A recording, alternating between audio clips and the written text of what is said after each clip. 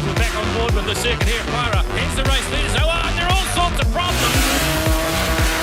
Oh, big carnage. Oh, straight to the barriers and through the smoke we come. What a crash!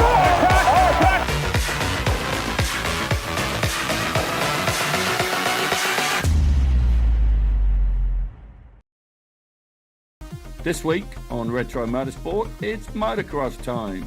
We blasted back to 2012 for the MX1 class of the New Zealand Motocross Champs from Taupo.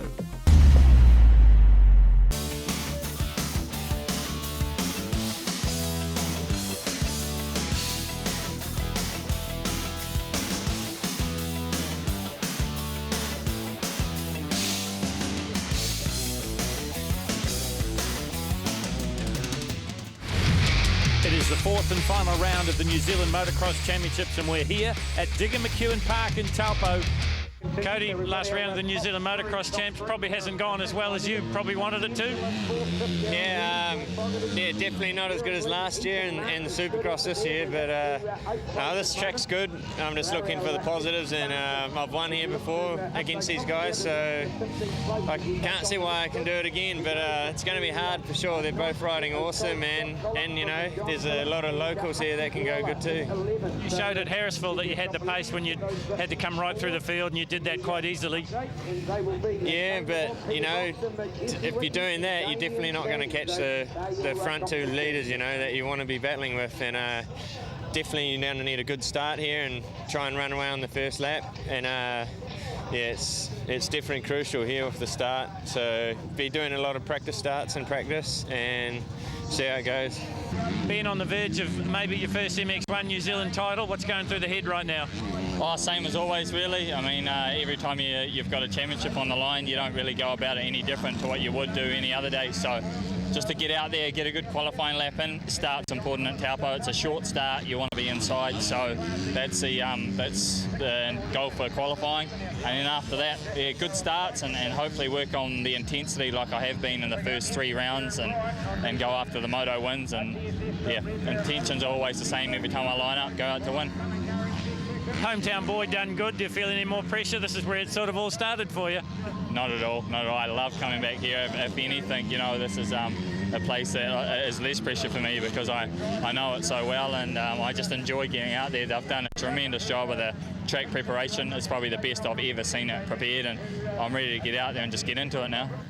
So if we have a look at the points going into the fourth and final round, it is Ben Townley on top on 222 points. 21 points adrift is Josh Coppins on 201 and Cody Cooper on 168. Behind him, Justin McDonald, and then it is Michael Phillips. Race 1 for MX1, and Ben Townley said that the start was all important. Well, Ben Townley has got a fantastic start as he takes the front running as they head under the Hooker Prawn Farm overbridge and into this cloverleaf sectioned track here at Digger McEwen Park in Taupo. Josh Coppins back in about 7th or 8th place. Good start from Nick Saunders by the look of it as well, as we watch this field head over this jump-infested circuit, 2 kilometres around, but really the 2 kilometres don't mean much. It's the obstacles these racers have to face. There is Townley. Well, he's been dominant in the New Zealand Motocross Champs so far. He's won every single race save one at Harrisville, and that was in round 3. 3 out of 3 in Timaru, 3 out of 3 at Patatonga, and 2 out of 3 at Harrisville. Looking to continue his dominance here. A lot of rumours swirling around the traps about this young man. Ben Townley, born and raised in Taupo, now living in Tauranga, and already he's putting a fair bit of distance between himself and the defending MX1 champion, and that is Cody Cooper on the Suzuki. The Suzuki New Zealand Motor City Pirelli RMZ 450 sitting in 2nd place.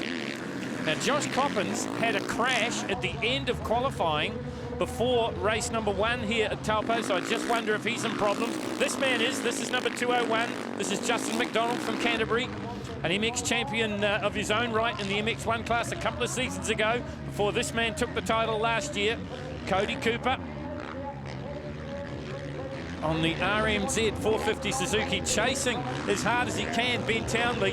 Well, Townley said to us before this race started that he was using it as extra training. He's scheduled to go to Australia, although the rumours say that he may be replacing the injured Chad Reed in the 2-2 Motorsport team in the United States of America in the outdoor motocross.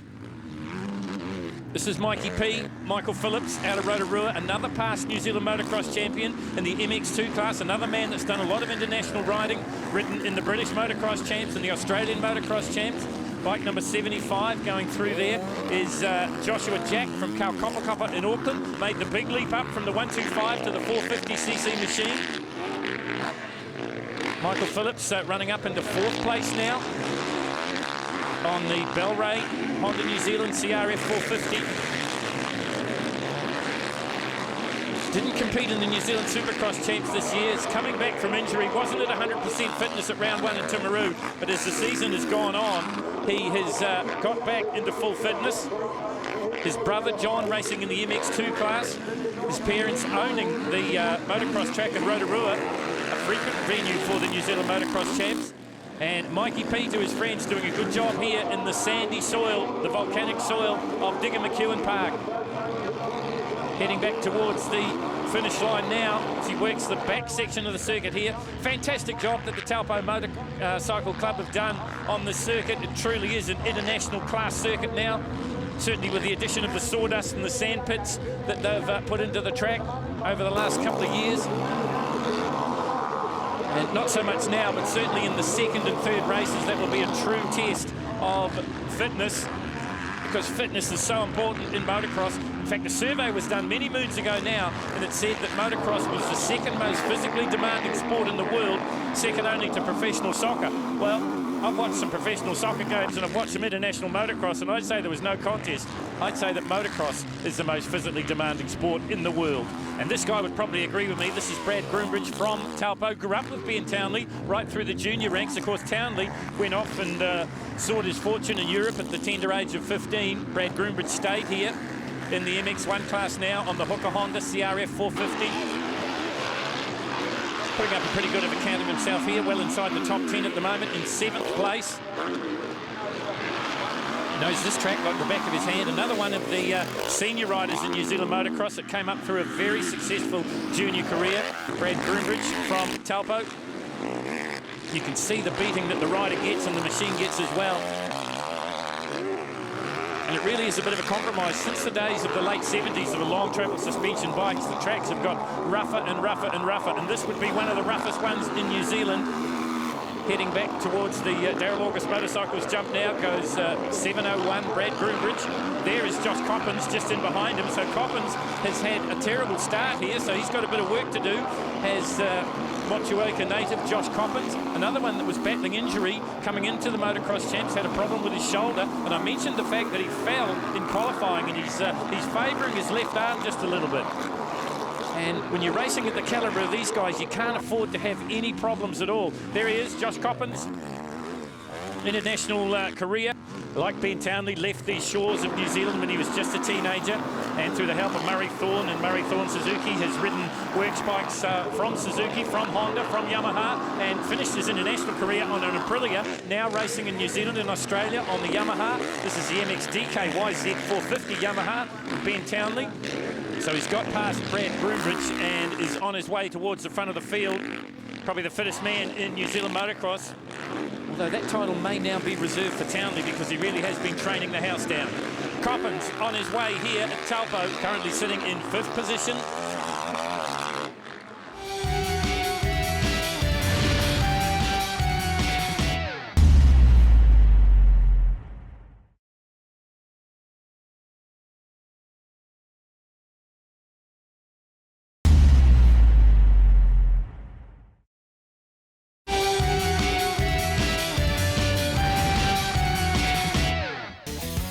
Welcome back to Digger McEwen Park, 4th and final round of the New Zealand Motocross Champs, and it's all been about one man, and that is Ben Townley.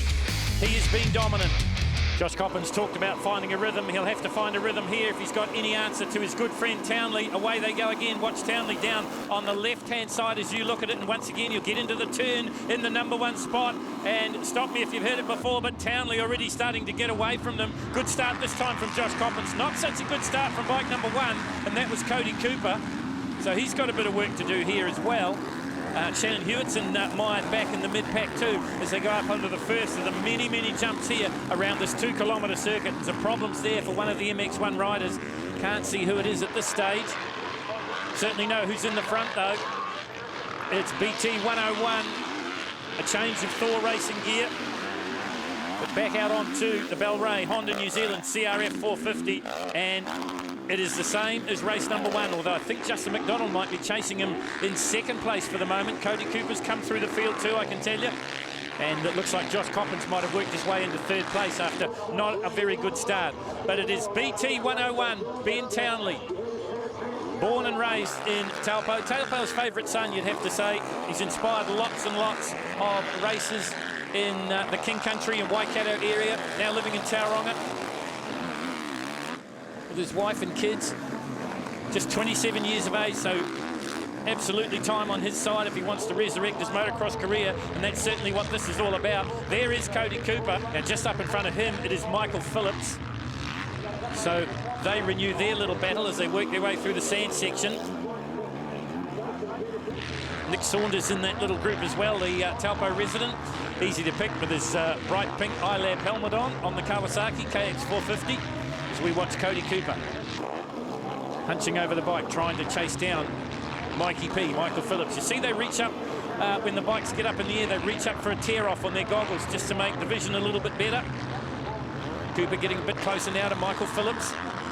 Michael Phillips had a great battle going with Josh Coppins in race number 1, but then threw it away. Cooper looking to chase him down as they go under the overbridge here at Digger McEwen Park. Through the left-right combination. Once again, different lines for different riders.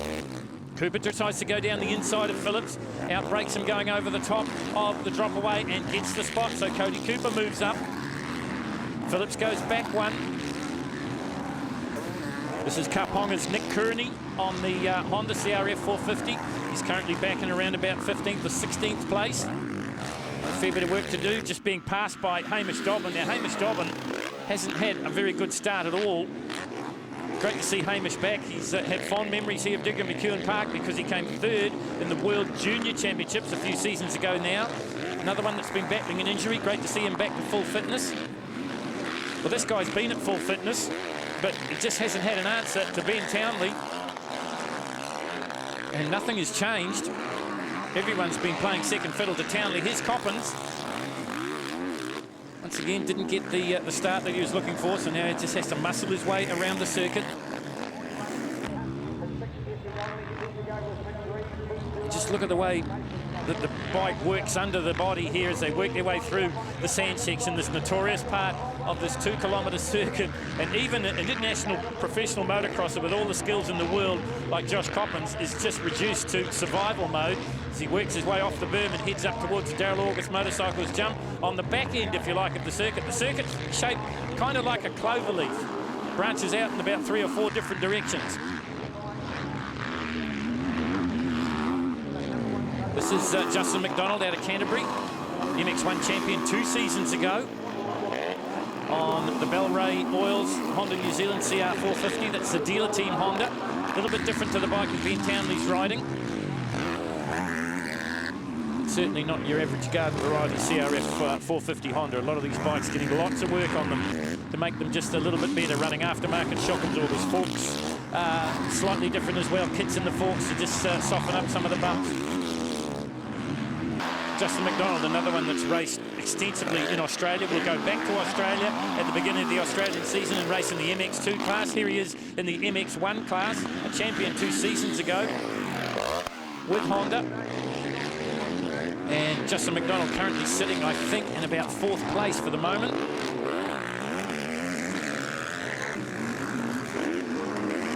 You see, just ricochets off the berm there. Momentum's the key on this obstacle-strewn circuit at Digger McEwen Park as he works his way up and over the energy centre point drop-off down into the deep volcanic sandy soil. You see the bike just skimming over the tops of the jumps here of the whoops. With the 450, the 4-stroke machine, you can leave your braking a little bit late. A lot of engine braking in these bikes.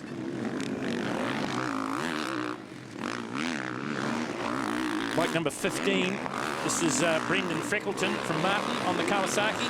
So all the brands represented here. We've got KTM, we've got Suzuki, we've got Yamaha, we've got Honda, and of course we've got Kawasaki, and they're all part of the sponsorship package, along with Addiction, Moto and Skate and Taupo, that are the main sponsors here of round number 4, the 4th and final round of the New Zealand Motocross Champs, and the MX1 class, brought to you by the Fox Instinct boot. Fox, the New Zealand supplier, is Sports Pro. Sports Pro started back in 1977. And interesting to note that Phil Trevathan, one of the original owners of Sports Pro, is here watching today. Always has had a love of motocross. And this is the best in the business, or one of the best in the business. This is Mikey P to his friends, Michael Phillips. Michael, a past MX2 champion on Honda.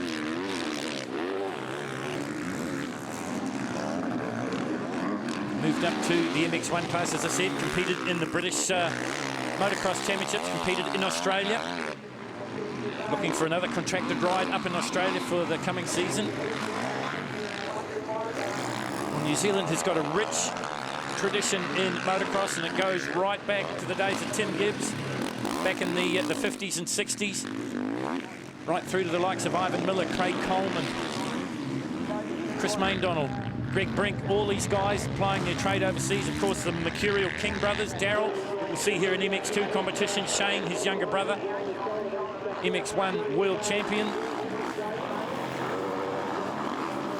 And that tradition will continue with these riders. Josh Coppins was probably inspired by the King brothers to go to Europe, and Ben Townley was probably inspired by Josh Coppins. They're all out here racing. Cody Cooper also inspired by the guys he's chasing at the moment. Coppins and Cooper, this is a battle for 3rd and 4th.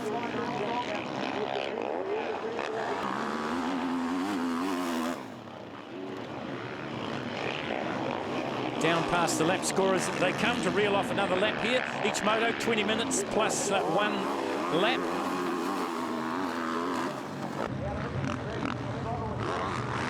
And if you're wondering what sort of speeds these guys are getting, well, the average speeds are around about 60 kilometres an hour. So that means on the faster bits, they're probably doing 85, 90 kilometres an hour on ground that you and I would probably have difficulty walking over. These guys are speeding over on a motorcycle. And there's a graphic example of that. Cody Cooper, as he just squares off the corner and resumes his pursuit of Josh Coppins.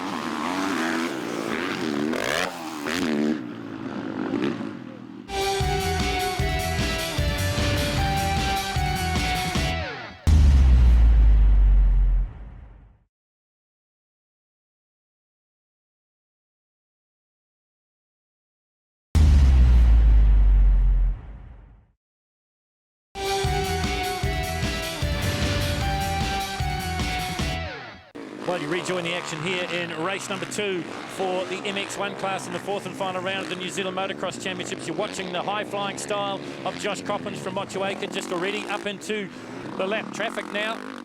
So he's got ahead of Cody Cooper.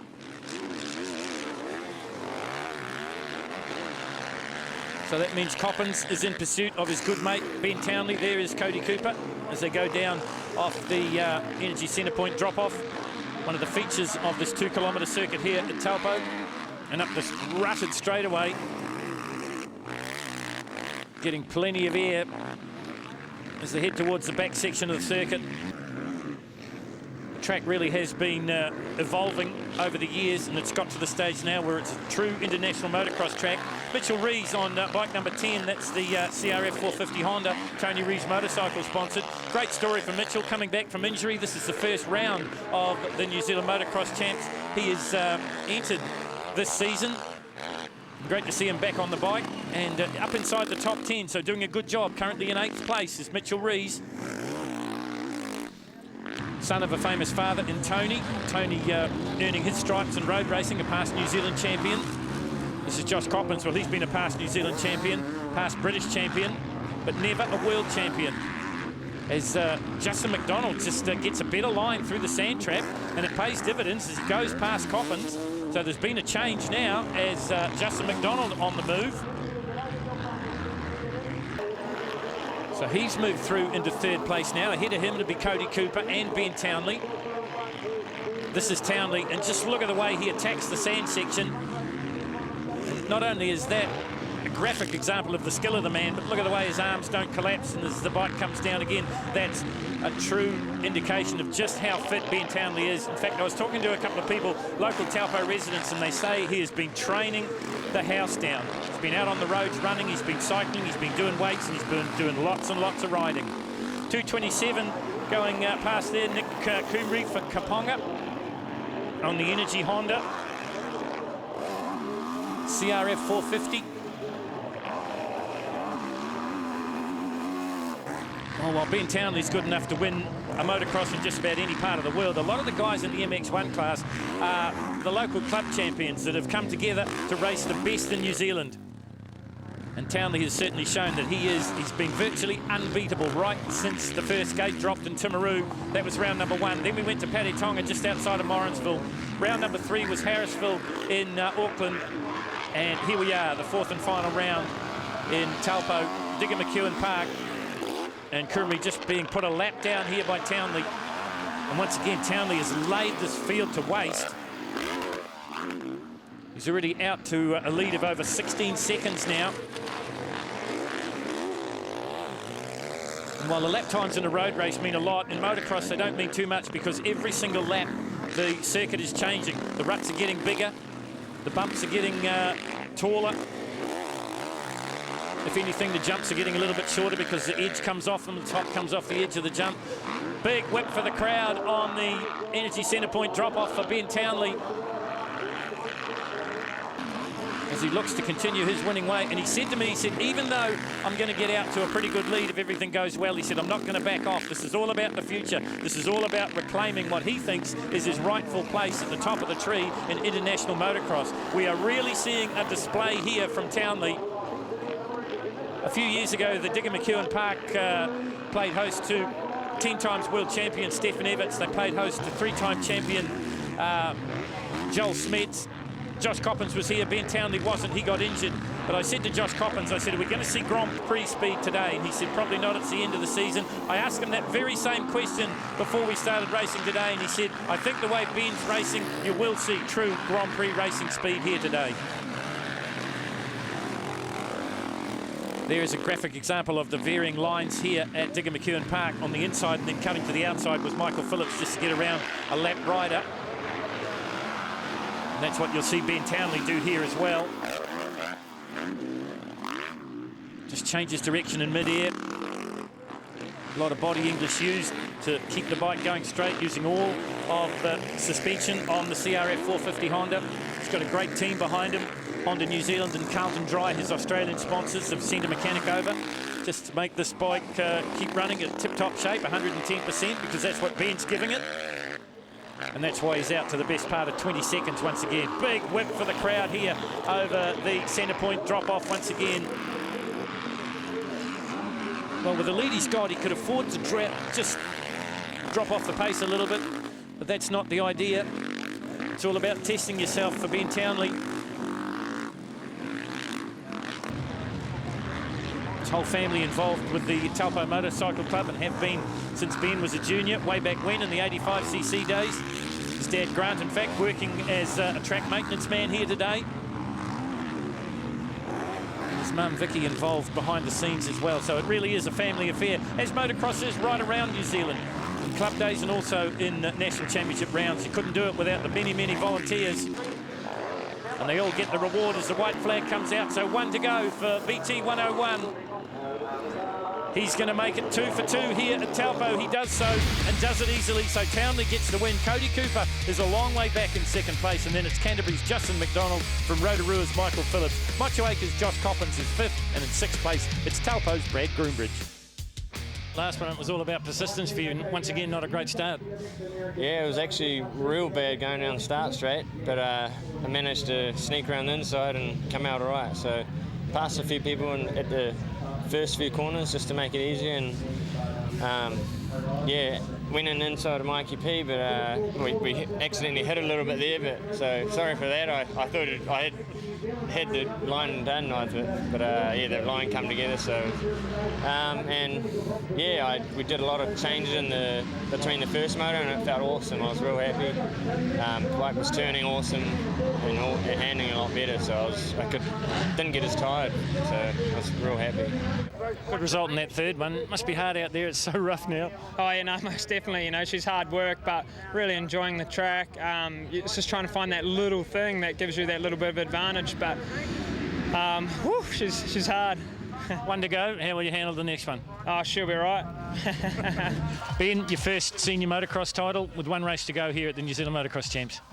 Yeah, it's a good feeling. I've never imagined I'll have to tick this off the list, so it's finally got it done, and just been the nature of my career that I haven't been here to race in New Zealand, just the way it always has fallen, but different career path right now, and it's been really good to help me get be a building block to get my career back on track. Obviously pretty self-minded, because I think you left here at the age of 15 after a second to Luke Burkhardt in juniors and pursued your career in Europe and ended up as a world champion. Yeah, it was a fast trip. You know, I had an opportunity to go overseas in 2001, and it went from there, and I really got my teeth stuck into it and took the opportunity. You know, I took the opportunity as something that, you know, it might never happen again, and I was able to really sink my teeth into it, and yeah, got to be world champion within 4 years, and enjoyed a great career in Europe, and carried on to America, and had some success there, and obviously, you know, everyone knows the past few years have been rough, and this is a good way to start getting it back on track. Well, if you have a look at the points with one race to go, you see that Ben Townley cannot be beaten by Josh Coppins for first place in the MX1 Championships for 2012. His first senior title, a pretty big accomplishment for the man from Tauranga.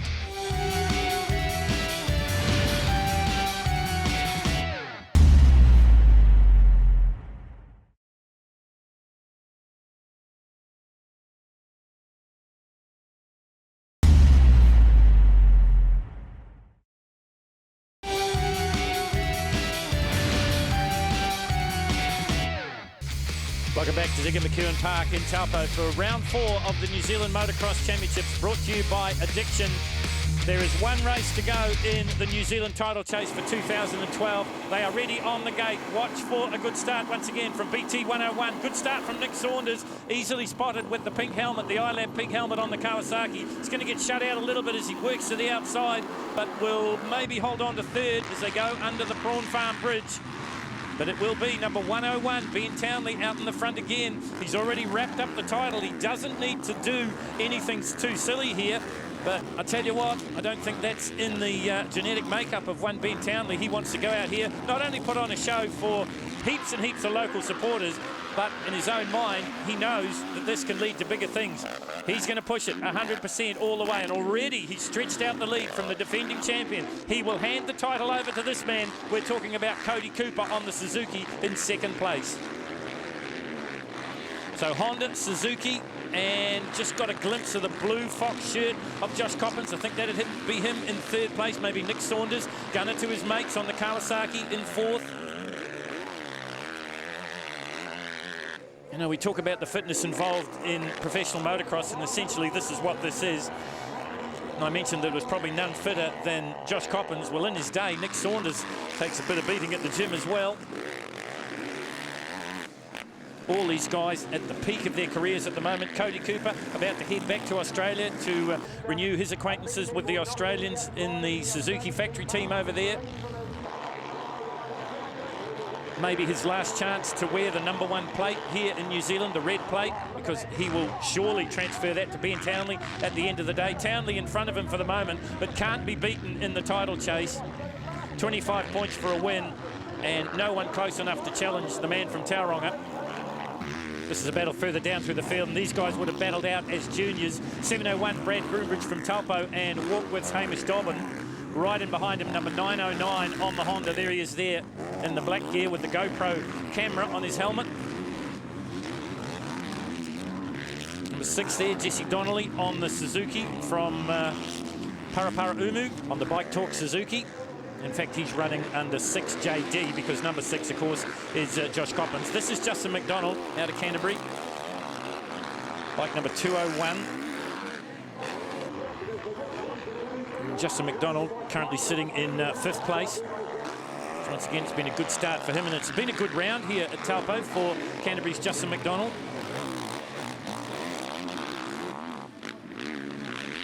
Got back to his true pace again after a bit of an indifferent round of Pate Tonga. Came back again at Harrisville in round number 3, and now looking to seal the deal here in Taupo. So we see it so many times, battles within battles, as Hamish Dobbin looking to get up the inside of another one of the Honda riders there. That looked like it was number 227, Nick Kumi.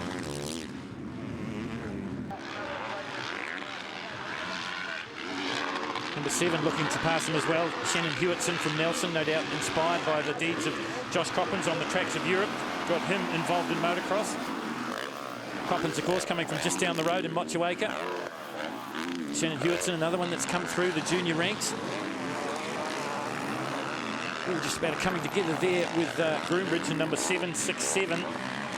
And that's Campbell Bailey from Ohaupu, 797, I beg your pardon. There is Josh Coppins, the man that's inspired so many of these young guys in the MX1 class these days. Because Coppins, like Townley, left the New Zealand shores as a teenager, took Murray Thorne with him from Murray Thorne Suzuki and Nelson, and together they tried to conquer the world. Got so close, but didn't quite get it done. Everyone that knows motocross knows the story. It was a cruel blow for Josh when he was riding on the Rinaldi Yamaha team. That was the team with 10-time champion Stefan Everts.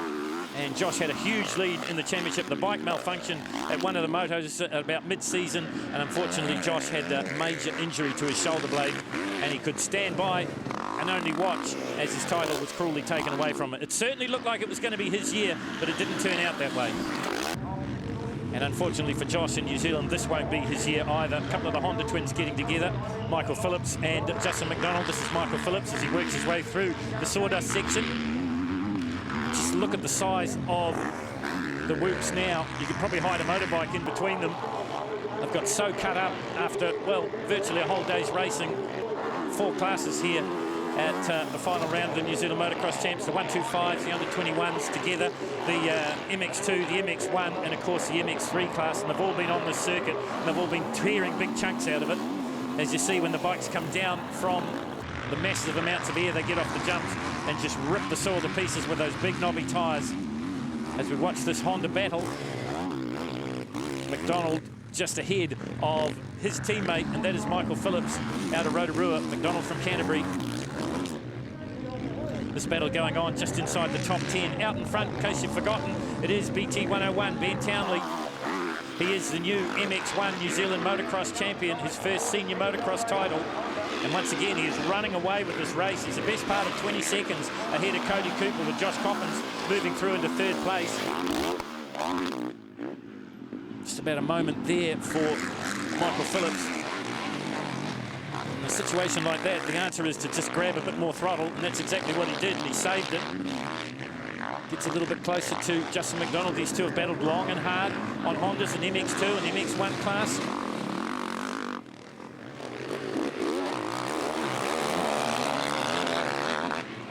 On the Bellray Oils, Honda New Zealand factory team. Once again, you see the different line choices. McDonald going to the inside. Oh, Michael Phillips, well, he didn't save it that time. Well, he got into what we call a big tank slapper. Just got the front end on the top of the bump. Have a look at it there. Starts to go wrong about now. And he is along for the ride. And a big high side to finish it. Well, I'd say that was a 9.9 degree of difficulty for Rotorua's Michael Phillips. And the guy must be made of rubber, because he's quickly back on the bike and back into action. The handlebars looking a little bit bent and headed down towards the fuel tank. So the sport of motocross can be cruel, as we watch Shannon Hewitson here, bike number 7, being chased down by Jesse Donnelly. Hewitson from Nelson on the Honda, Donnelly on the Suzuki. Oh, another one's gone down there as well. Just didn't quite see the number. I got a feeling that's Marston's Bjorn Fredriksson. Bjorn about to go back to England with the dirt bike gym. and racing the British Motocross Championships. He was in danger of getting hit there by Tom Hughes on the KTM. But they've sorted that out. Cody Cooper just getting a little bit sideways in the air as well as he goes down the front straight once again, in a distant second to Ben Townley. These 450 single-cylinder engines putting around about 70-75 horsepower. So they really are a bit of a handful, and you've got to use judicious control of the throttle. You'll see that with Cody. He doesn't snap it on, he rolls it on, and that's the secret. On the Motor City Suzuki New Zealand Pirelli shot RMZ 450, just going past number 75, and that's Joshua Jack from Pukekohe. And Josh Jack's time will come. He's just a youngster, moved up from the 125 class, had a brief flirtation with MX2, but here he is in the MX1 class. If you've been around motocross for a long time, you'll know that the MX1 is really essentially the old 500cc or open class, as it used to be known. Oh, it's a sort of characteristic, or uncharacteristic, I should say, mistake there from Townley. Maybe nearly stalling the machine. But good recovery. Big whip for the crowd off the energy centre point drop-off once again. Throwing up an eclipse of the sun from the sand off the top of the berm as he heads up towards the majority of the big crowd here at Taupo. There's one thing about Taupo. The Taupo Motorcycle Club do a fantastic job putting on motocross events, and the Taupo public get out and support it, and that's what we're seeing here. And it's probably because this man is here, Taupo's favourite son, even though these days he's living in Tauranga in the Bay of Plenty. Ben Townley is the man they've all come to see. And the reason why is because he is all class. He's wrapped up the MX1 Championship. He doesn't need to push himself or his machine all that hard. This could very well be a victory tour, but Townley's not built like that. Sure, he'll run the odd whip for the crowd, put on a bit of a show in the air, but it's all business as usual. Clean sweep at Taupo for Ben Townley. He wins it and wins the national championship. In second place, it is Cody Cooper. And in third place, it's Josh Coppins. Fourth goes to Justin McDonald. In fifth, it's Brad Groombridge. And sixth, Mitchell Reeves. Ben, you wrapped it up in the second race. Pretty special for you. First senior motocross title here in New Zealand.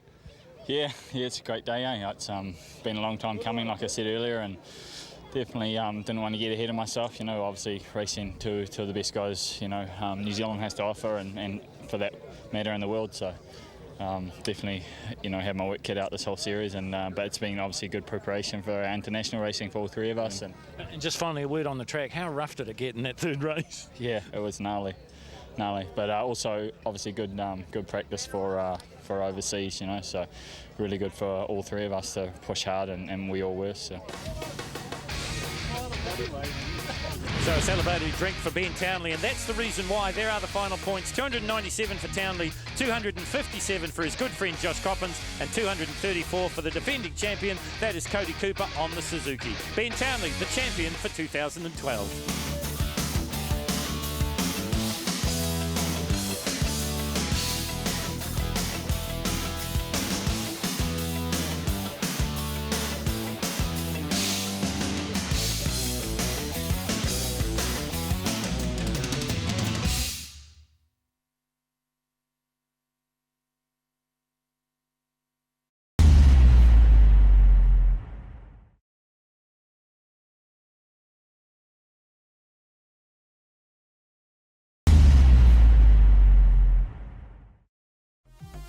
Now, it's back in the TARDIS for a trip to 2008 and two different sorts of motorsport.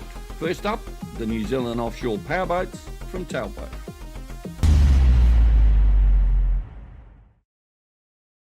For 8 months now, the best powerboat racers in New Zealand had been twiddling their thumbs, or in a lot of cases, building new equipment. Now, though, it was time to race. Hi, folks, and welcome to Taupo for round one of the Cougar Marine NX Metals New Zealand Offshore Powerboat Championships. And it was uncertain times for some of the competitors, including Richard Shaw's and Wayne Carson. We've only had the boat in the water 3 times since we've changed it around, so we're still learning a lot about it. But hopefully the reliability will be there, which was our problem last year. We're hopeful that we'll be able to get the boat performing as we were last season, but it will take us, could even take us a whole season at least, and normally would expect that. I mean, we're familiar with the boat obviously, but the balance has changed quite significantly with the extra weight right on the back of the boat. So we've got a fairly steep learning curve to go through yet, but we're hopeful we'll get it up there. Same boat, but a different driver combination for Perry Morris and High Impact. Went well enough last season, so new set of plugs, new co-driver, Steve Hughes, who's 30 years Formula 1 champion, or has been a champion. So yeah, he's going to steer it and I'm going to throttle it. A couple of new boats in both the super boat classes, 11 boats capable of well over 100 miles an hour. Was 7 seasons ago we were lucky to get 11 boats in total, So yeah, it's all good. Last year, Bob Smith joined the series in Cat Attack. He's back with the same boat, but now it's family boats. Through the winter months, we've pulled the whole boat apart, so we know what we've got this now, as opposed to we just got the boat in and we didn't know what was in it. So we're a lot more experienced in it and in a lot better position this year. Kelly Smith and Travis Thompson won first time out in Rayglass and went on to take the Superlight Championship. Very unpredictable. Every leg changes every lap basically, and so it certainly gives you a good workout. But that's always nice to start the season and actually have to do something as well. And last year with the newbies and no one really thought much of us. This year we've got a bit of pressure being the title defenders, but I'm just looking forward to getting back out there and getting this first one out the way. And that was the sentiment for most of the drivers at Taupo for round one. Plenty for the spectators to do as well as we count down to race time. Lots of new boats, lots of new driver combination. It's going to be a fantastic season.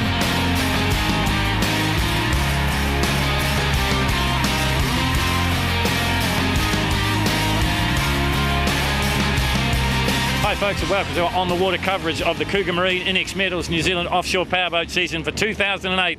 We're in the middle of Lake Taupo, and you can see for yourself it's a little bit lumpy, a little bit choppy. Looking forward to a fantastic race. Over 50 boats will face the starter, a 100-mile race and a 60-mile race. Another good fleet of Formula Hondas and lots of new boats in Superboat Light and Superboats. Well, the yellow flag is up, and that means the flare is in the air, so we're moments away from a start in the first round of the Cougar Marine NX Metals Championship. John McDonald winds up the big boats behind. Once, as we saw last year, we've got a split start. We've got the Super Boats and Superboat Light starting, and the Sport 60s and the 60 Restricteds, and then we'll have a staggered start for the Formula Hondas and the smaller class boats. And this is on board here with Fairview Windows and Doors, and you can listen in on the conversation between Scott and Warren Lewis. Can't hold it in this, mate. Yeah, I've trimmed it in a bit, mate. Right. I'm just going to let him go around the first corner. Yep. Just try and get in front of the super cap, the super light. Go right. Trying to go right, mate. Going into the wake. Sorry, mate, I can't hold it. Amazing pictures there from Fairview Windows and Doors as we watch the race leader, and this is Peter Turner and Craig Archer in Sleepyhead. They're the defending champion. In fact, Peter Turner, a 6-time champion, and he has got the dream start here in round one, and I'd say he's got the best part of 10 seconds on the rest of the field as we go back on board here with Fairview Windows and Doors. Listening to Scott and Warren Lewis.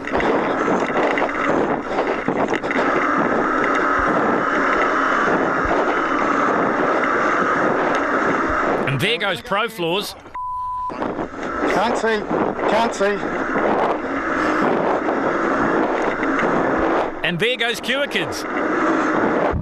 So you can see that Warren and Scott Lewis having problems all of their own, the boat just washing out in turn one. This, though, is an intriguing battle because it splits the Velder brothers, if you like. In Cure Kids, it's Grant Velder and Tony Coleman. In Pro Floors, it's Wayne Velder and Ross Christensen.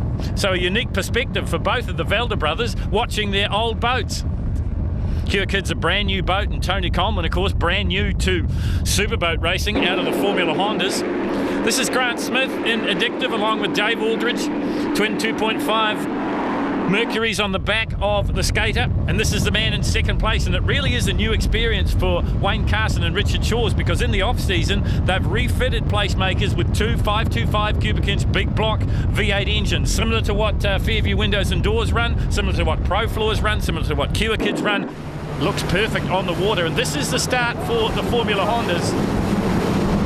As we said, a split start, and they sort of take a different trajectory. You're on board here with H15, and this is Rob Glenn and Carl Thompson. Carl was paired with his brother for a couple of seasons in the Formula Hondas, but of course Travis is now on board with Kelly Smith, the super light champion. And this is a great shot as you see some of the classic boats coming across, and this is a welcome back to offshore powerboating for Tony Carson in the big Scarab.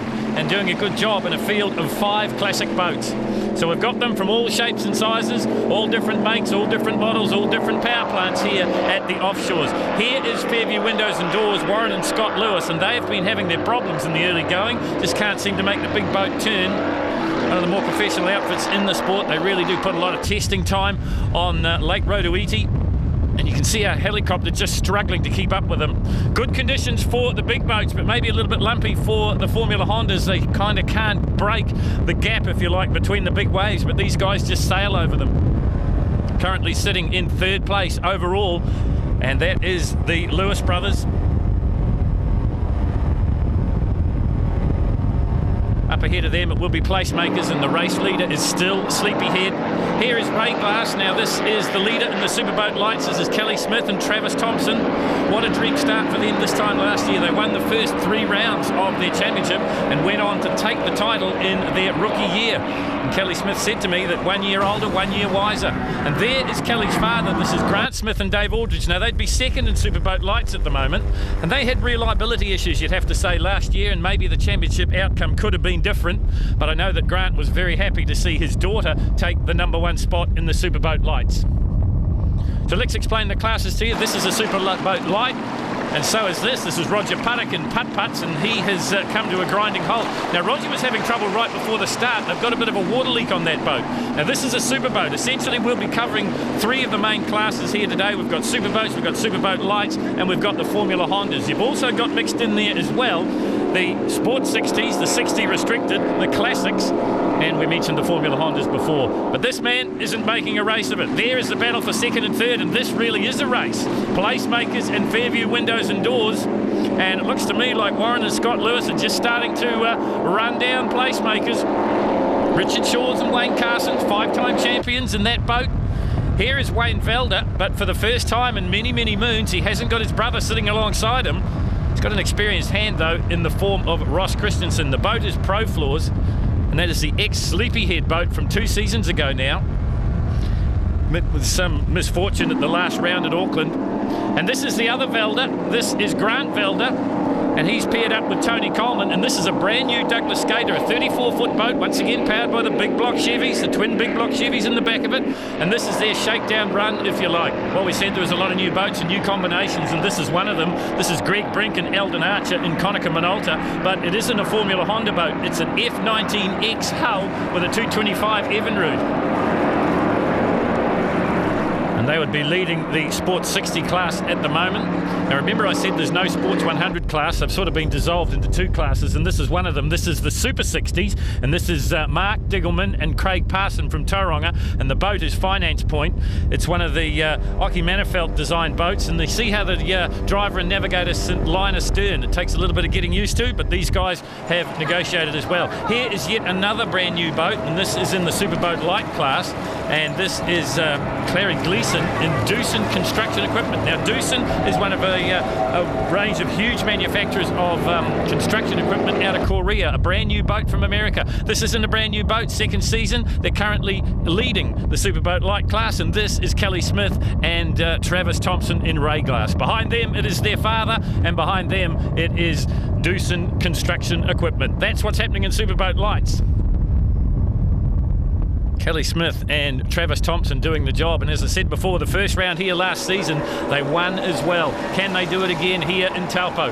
This is Bob Smith and Mark Taitini, so around about 3 laps into the 12-lap race for the 100-miler. And this is Family Boats. It's the same boat as last year with new sponsorship and a new attitude. They've gone right through the boat with a fine-tooth comb to make sure everything is A-OK, and they're running great on the waters of Lake Taupo. Here is the battles within battles here in the Formula Hondas. This is the Powell's family in H8, and alongside of them it looks like it is Building Solutions. Now of course Tony Coleman moving up from Formula Honda up into the big boat, so that means there's a new driver for Building Solution.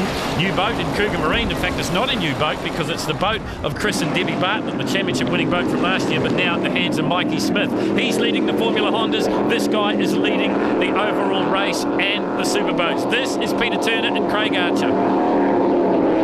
And they are driving the wheels, if you'll pardon the expression, off Sleepyhead at the moment, because they are extending their lead easily. You get a graphic example of just how close they come to the shore here at Lake Taupo, and watch too for the speed difference as they rocket past CRD Developments, the Formula Honda boat, like it's chained to a buoy. Sleepyhead in full command of this one. Placemakers still in a battle with Fairview Windows and Doors for second, and there is Placemakers. Remember, they've got the new engines in the back, over 400 kilograms heavier in the back of the boat, so that means they've got to change the setup of the machine. Same thing for Fairview Windows and Doors. They're there a season into it. They were the pioneers of changing the superboat light to a superboat. And as I said, they did that 2 seasons ago now, the big block Chevys. It's all done for reliability, and really, it's done because it makes the racing more evenly matched, and that's what we've got here. Placemakers. Fairview Windows and Doors. Addictive is there. Just in front of them, it will still be Ray Glass. That's the battle in Superboat Lights. Grant Smith really getting involved heavily with the offshore powerboat movement, as he has been for many, many years. Past national champion. Had to bow to the superiority, I guess you'd have to say, of his daughter last year, because he was runner-up in the Superboat Lights category. And this is the lady that beat him, and this is his daughter. This is Kelly Smith along with Travis Thompson. So lots of experience. Just in the background there you see Chris Aussie Neal in his fountain. He's part of the Classic Boats fleet. As we told you, 5 of them here. And all the racing is up with the Superboats and the Superboat Lights at the moment. There is Tony Carson, 2-time National Open champion, back into the sport. So all the Carson family heavily involved in New Zealand Offshore, and they have been for years and years and years. And as I said before, great to see Tony back. Brother of Wayne, of course. And this is boat number 88. This is Tim Fallows in the Stealth. And he would currently be second in his class at the moment, as he just gets the message from Sleepyhead. And you see there the diverging courses, if you like. The 60-mile boat's taking a slightly different trajectory down to the top mark, and it looks closer on the camera, but I can tell you there's plenty of margin between Sleepyhead and the Stealth boats there of Tim Fallows. Plenty of margin too between Sleepyhead and its closest pursuer. This is another one that's changed tack this year. This is Fish City, and that's Jeff Week at the controls in Formula Honda last year with his wife.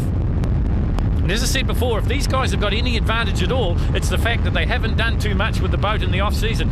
Lots of new drivers combinations, lots of brand new boats, which is fantastic for the sport, but it's reliability and familiarity that is keeping these guys in the front. Roger, that's okay. Just keep going.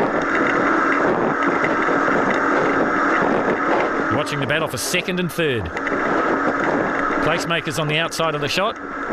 You're listening to the Lewis brothers as they round up Richard Shaw's and Wayne Carson. All right, I'm turning up. So there is the pass at the top mark.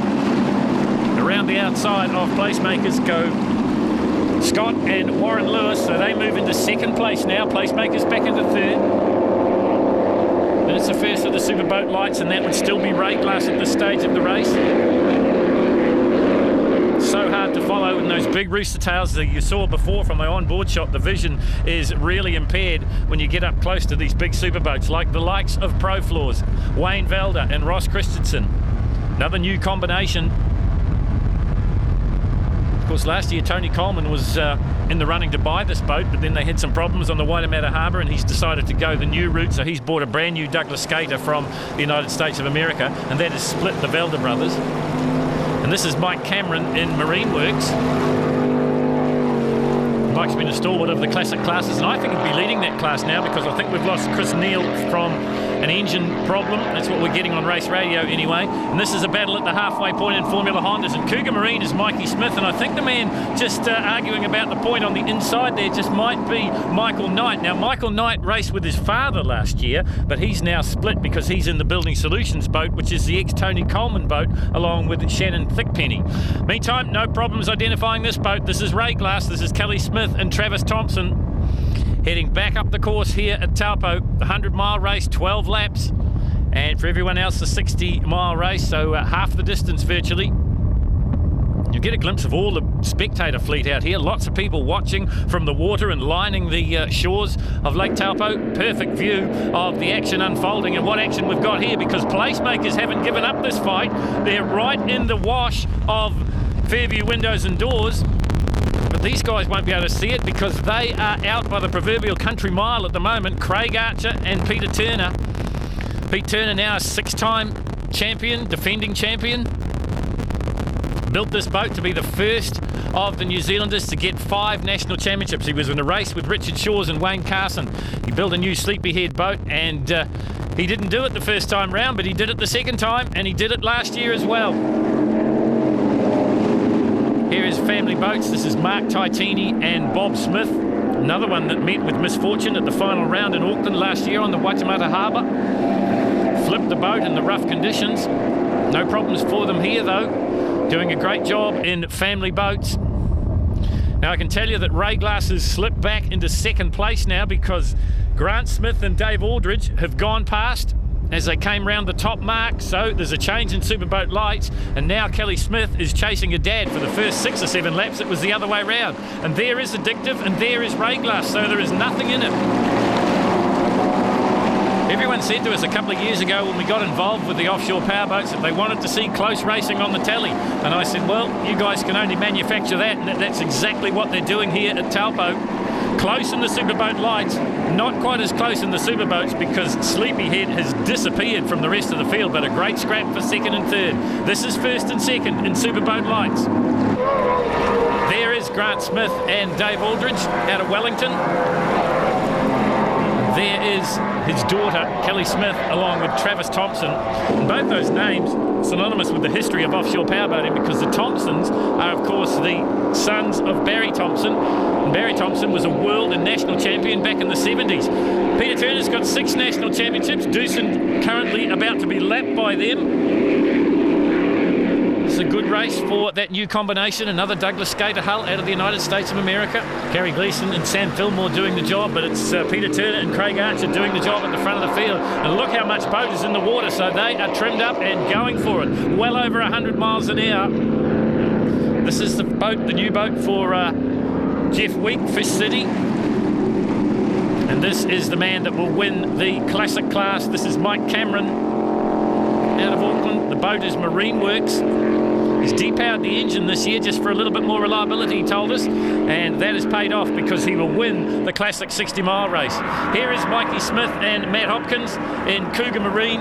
This is a championship-winning boat from last year, and they are winning the Formula Honda, so a great start for Mikey Smith. His first ever race win in Formula Honda.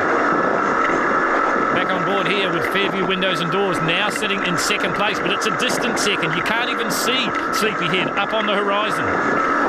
And they've probably still got their hands full with placemakers just in behind them at the moment in third place, so that one probably will go right down to the wire. Certainly hasn't been decided yet as we're about the 3/4 mark in this 100-mile race for these superboats. This is what it feels like to do 100 miles an hour on Lake Taupo. There is placemakers.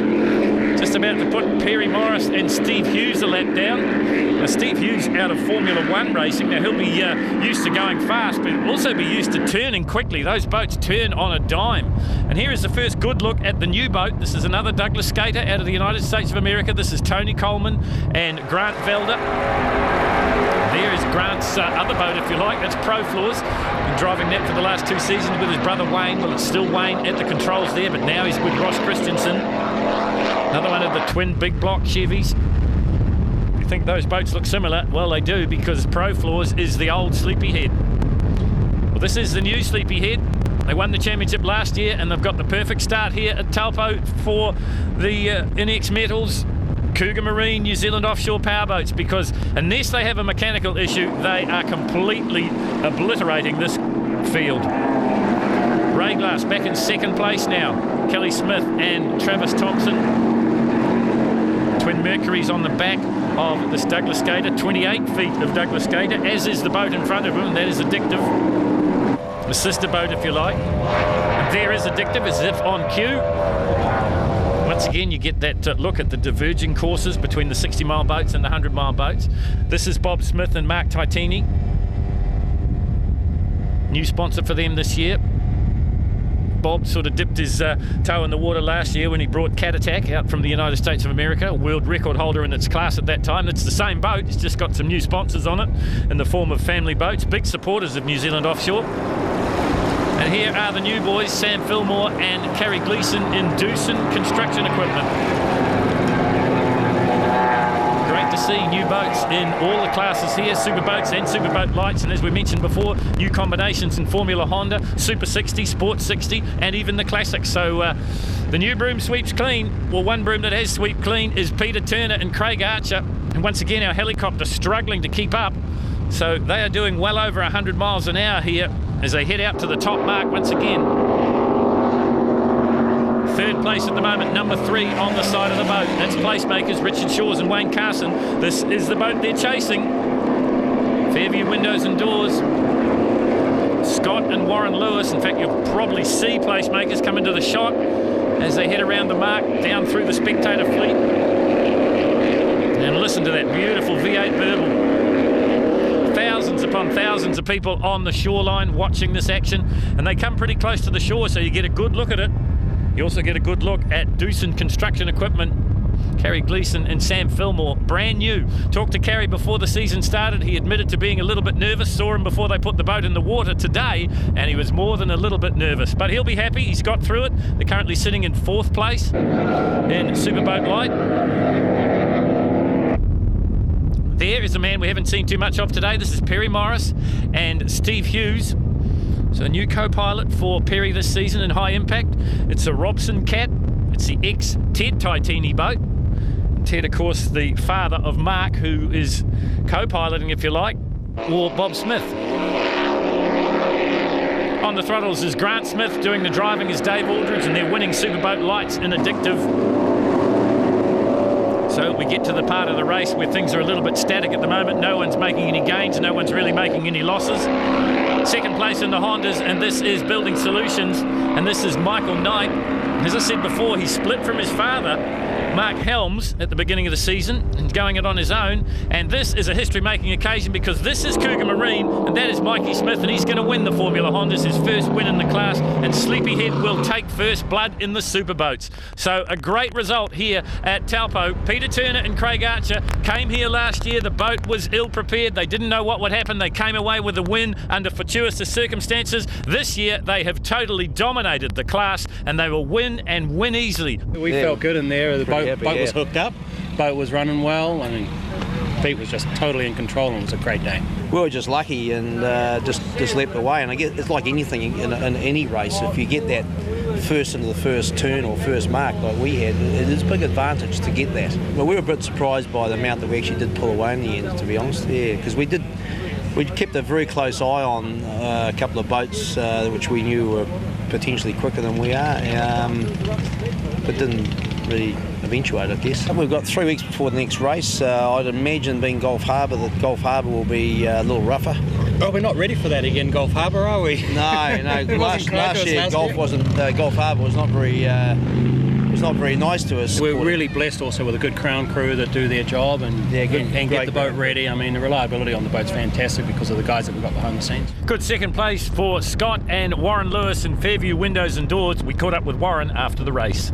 Very happy to get second, very happy to finish, but look, I guess things just didn't all go our way today, and so a wee bit disappointed from that.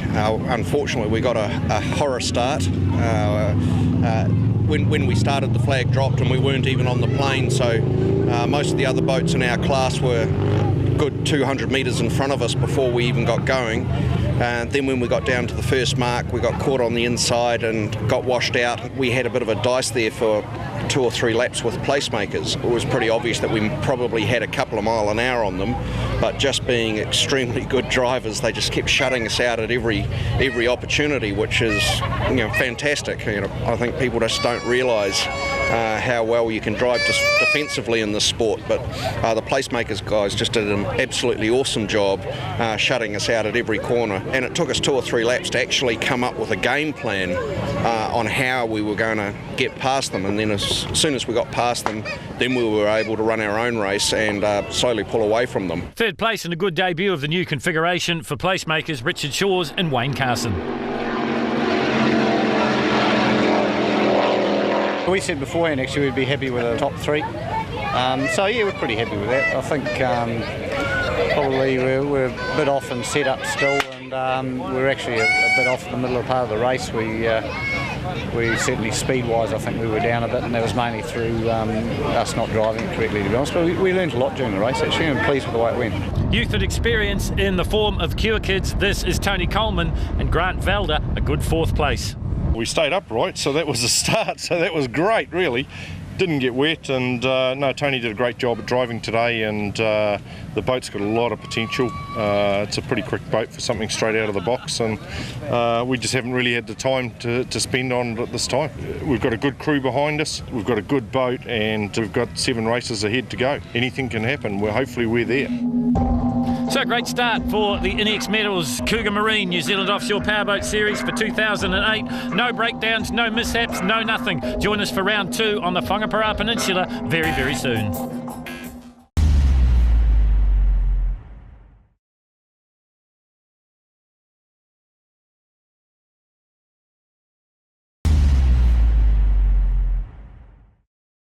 Next up, still in 2008, but back on dry land, it's Pukekohe for those thundering Formula 5000s in the Tasman Revival.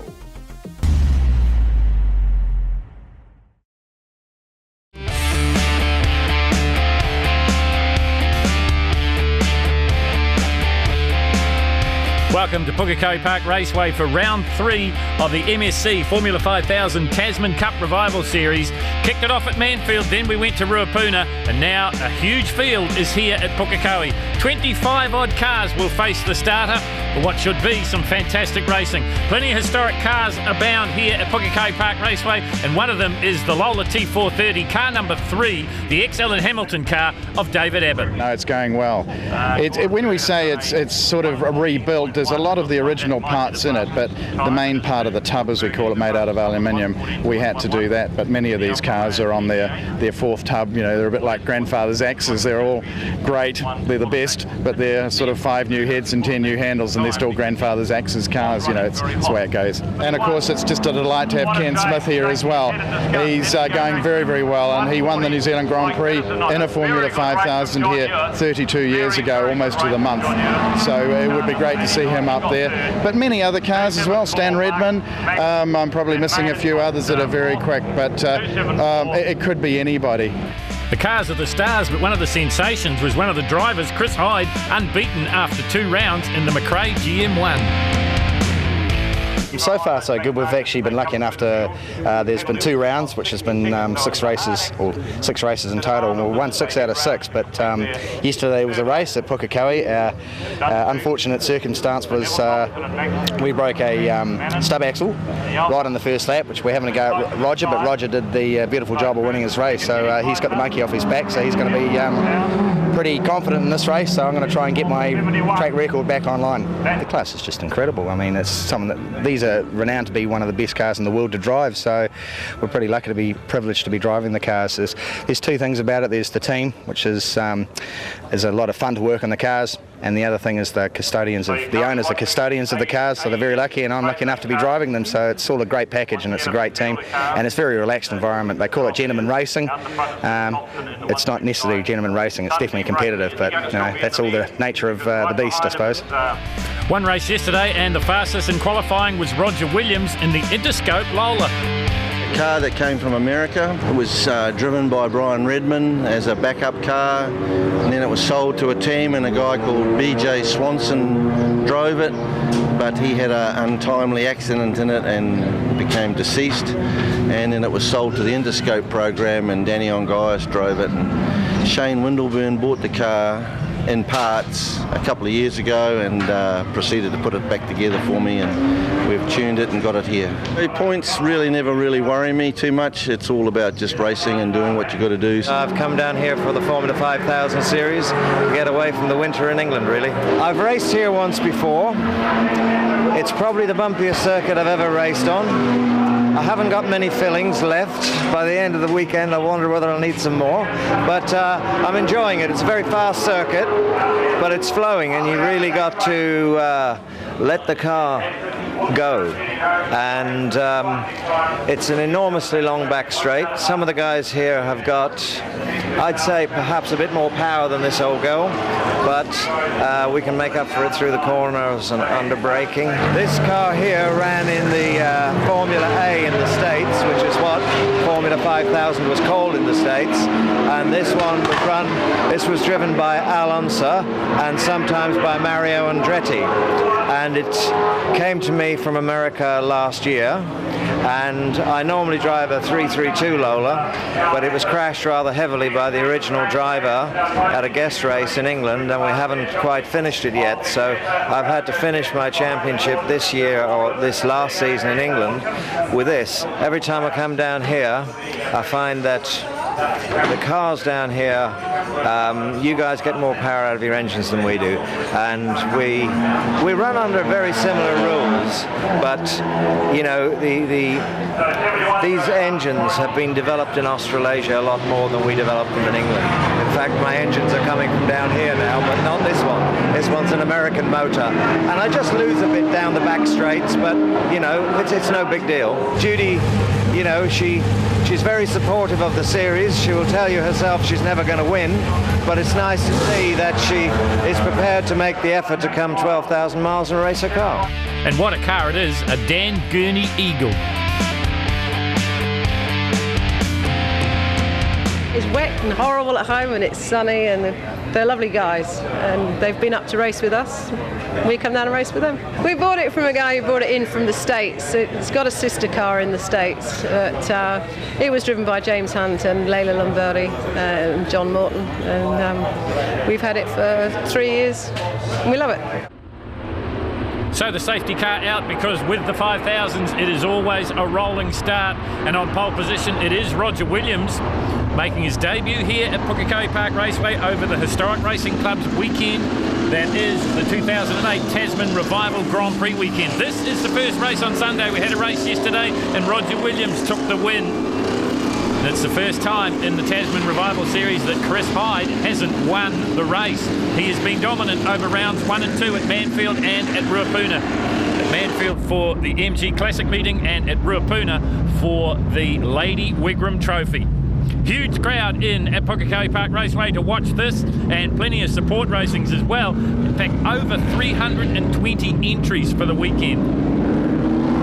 But a lot of memories will be stirred as these drivers roll around this circuit here. Out of the hairpin they go. They'll head up over the top of Ford Mountain. The safety car will cut back into the pits as we ride here with the venerable Ken Smith in the Lola T430. Now this is the ex-Ted Paulette car. It's the ex-David Abbott car. Well, David Abbott still owns them. And David now driving the Alan Hamilton 430, the only one of two in existence. You're on board here with Ken Smith as they head down across the stripe. The lights will go out and we're racing in race number 2 for the Formula 5000s at Pukekohe. Just ahead of Smithy, it is Chris Hyde, and ahead of him, it is this man, and that is Roger Williams.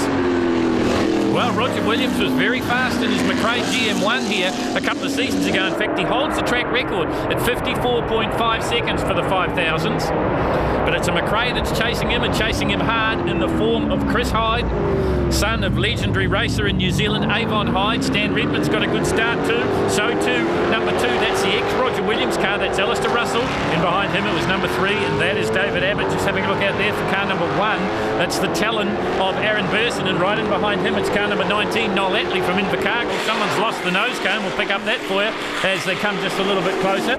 Aaron Lewis from Australia in the Maddox, car number 41, across the stripe for the first of 15 times, and it is the 63, the ex-Brian Redmond, ex-Danny Ongaias Lola of Roger Williams.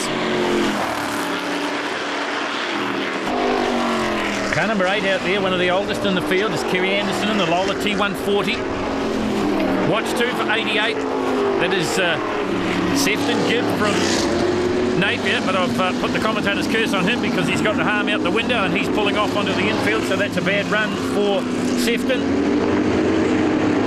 That's the ex-Ian Clements car. That's the championship winning car from last year's Revival Series. Williams, though, in complete control as he heads up and over the top of Ford Mountain once again. It is the Lola of Williams leading it.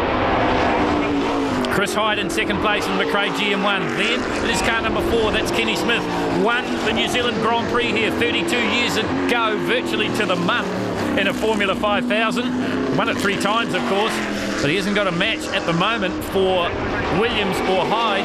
Great battle here with Frank Lyons and David Abbott, and David Abbott's really grown another leg this weekend, qualified well and running up the sharp end of the field. As Roger Williams starts to move in on Judy Lyons from the United Kingdom, about to put her a lap down. Chris Hyde getting a little bit closer now as they come out of the left-hander and head up over the Ford Mountain once again.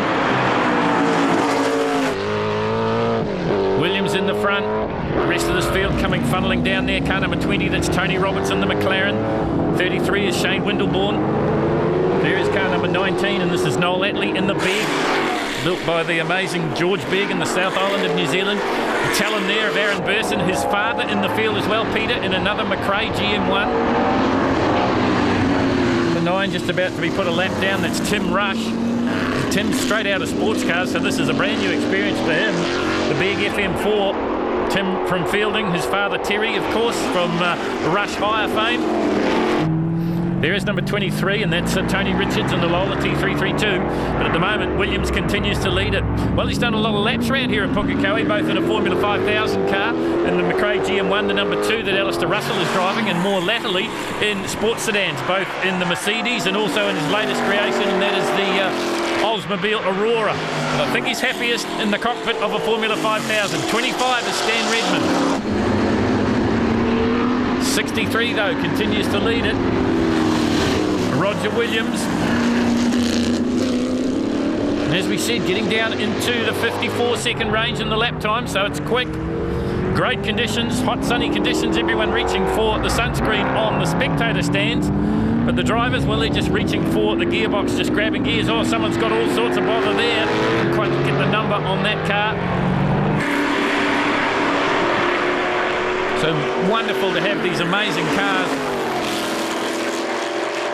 Biggest field of 5,000 seen since the 70s. There is the ex-Roger Williams car, the number 2, that's Alistair Russell at the wheel. 41 going through there, one of our visitors from Australia. It's a Matic A53, and that's Aaron Lewis. So Alistair Russell in untried territory, if you like. The last time he was doing any serious laps around Pukekohe, it was in his Porsche, probably in the Auckland 6-hour race, so this is a new experience for him. Chris Hyde getting a little bit closer now to our race leader, that is Williams out in the front. This is a battle further down through the field. Car number 14, that's the ex-Graham Lawrence car. Russell Greer owns that now, the T332, and right in behind him it looked to be number 41, Aaron Lewis in the Matic. Race leader though, the Interscope colours. As we said, ex-Brian Redman, ex-Danny and Gaius from the United States of America. Probably his biggest claim to fame was a huge crash he had at the Indianapolis 500. Hyde now starts to stalk Roger Williams as they come up over the top. Here is this car that's done virtually the whole race without a nose cone. John Bryant in the Lola T140, certainly the oldest car in the field. Last lap board out now, and look at this, Chris Hyde bearing down on Roger Williams. Did you see the belt ends there just flapping in the cockpit of Williams' car as Judy Lyons does the sensible thing, holds the line, lets them go through. These are the faster boys. They're getting around here in about the 54.5, 54.6 second mark, so that's knocking on the door of the lap record. Hyde trying to chase down Roger Williams. Everyone else getting out of their way. Back in third place, it's Ken Smith. Then it's Stan Redman, Alistair Russell in fifth. Then Frank Lyons, Aaron Lewis, Tony Roberts, and Tony Richards. And here is the move coming from Chris Hyde. Has he got the drive? No, he hasn't. Williams shuts the door on him as they head up over the top, coming toward the Ford Mountain. It's Lola T332 versus McRae GM1, and it's going to be Roger Williams is going to go across the line and win race number 2 for the weekend. Chris Hyde can't do anything about it, and he'll have to settle for second place, and in third place it will be Kenny Smith in the Lola T430. Fourth place will go to Christchurch's Stan Redman, and in fifth it'll be Auckland's Alistair Russell. Sixth place will be Great Britain's Frank Lyons in the Lola. The car's going very well, and it's a nice hot day. The track's pretty grippy today, so the car was going well. I was just sitting there for the ride. Unbeaten after the first 2 rounds, a broken axle in race number 1, and now having to settle for second is Chris Hyde. For me, it was a learning curve because this is the first time I've had a race officially because of the last race, and I basically had to stay behind Roger to see how quick he was going, where he was quick and where he was slow. There wasn't, unfortunately, that many spots where he was slower, but I learned a wee bit around Champion.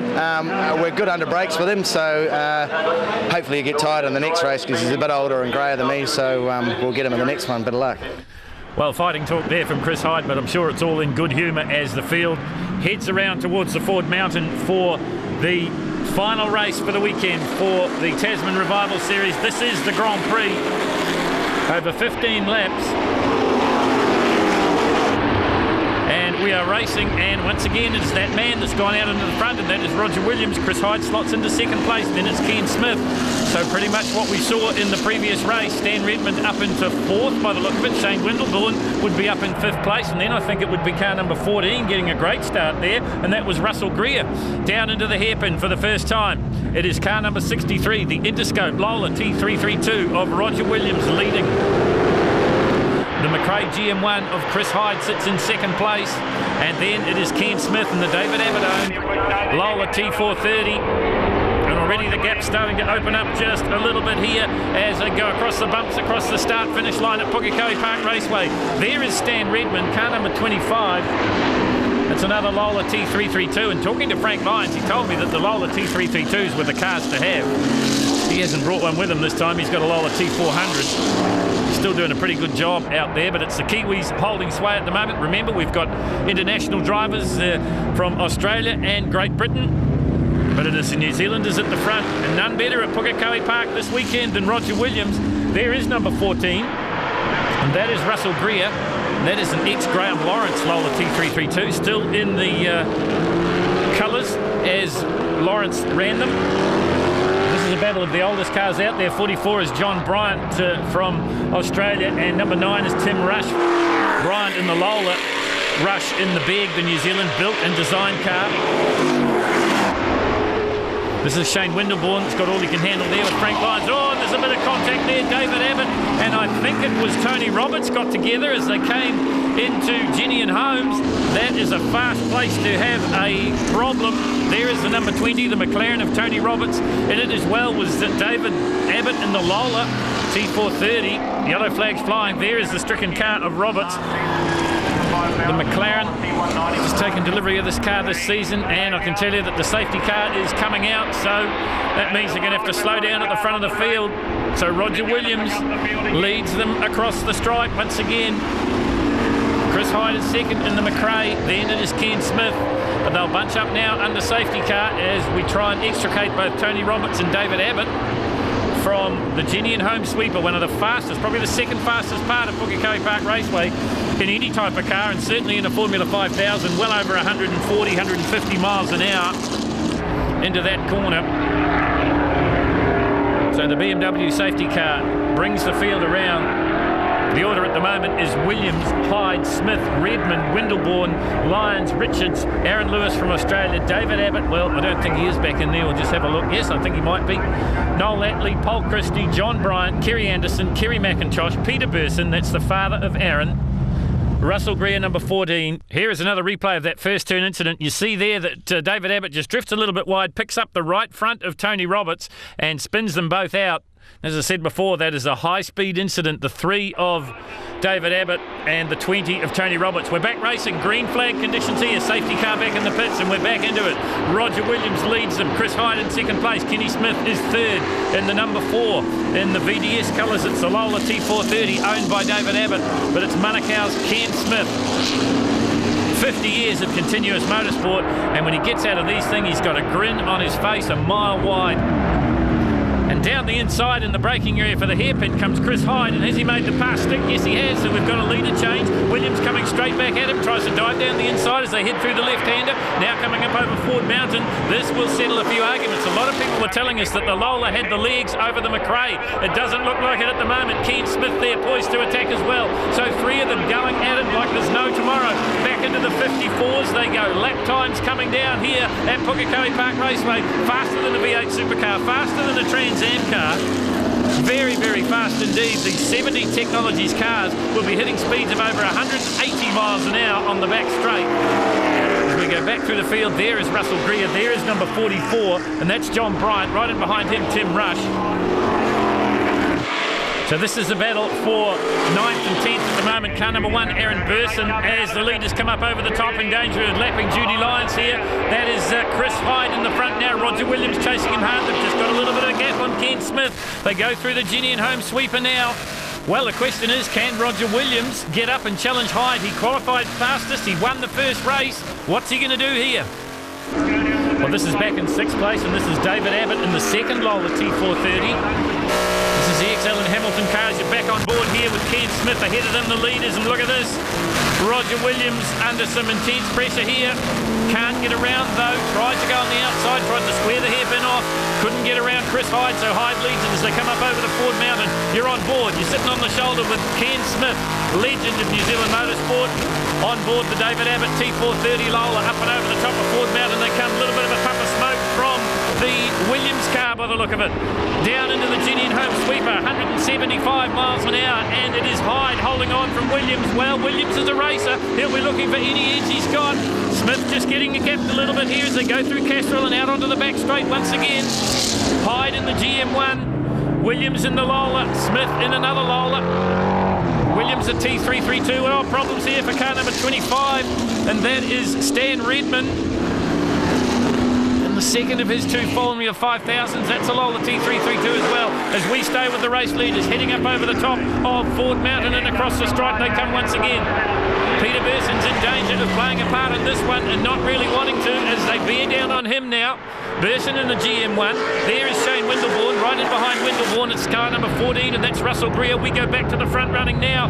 Is it getting to the last chance for Roger Williams? He dives to the outside this time through the hairpin, tries to go down through the apex and square it off.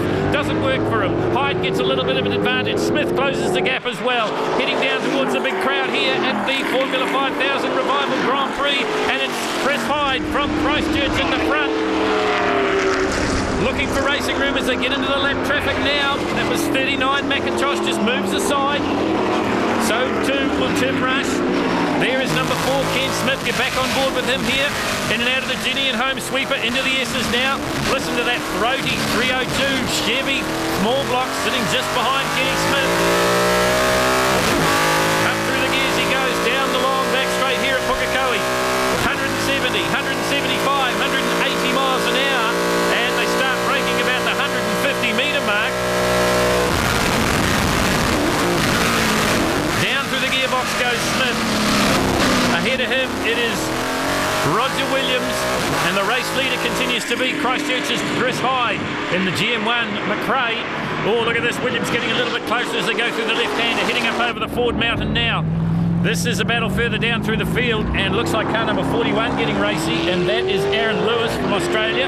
In the Manage just ahead of him, it would be Frank Lyons, car number 64 from Great Britain. So an international favour here at Pukekohe as we go back to this enthralling race at the front, and it's still Hyde in the lead as they come out of the Ginny and home sweeper into the S as they go again.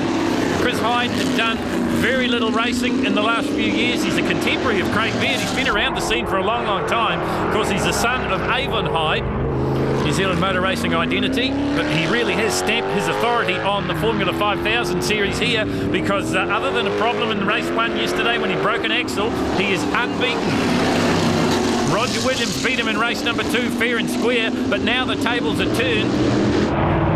There is car number 8, and this is Kerry Anderson, the Lola T140T, smoking a little bit as he heads out of the hairpin. And this would be the oldest car on the track at the moment. John Bryant from Australia, the Lola T140, had problems in race number 2, lost the nose cone in the early going, but managed to get through to the finish. And what a finish it'll be.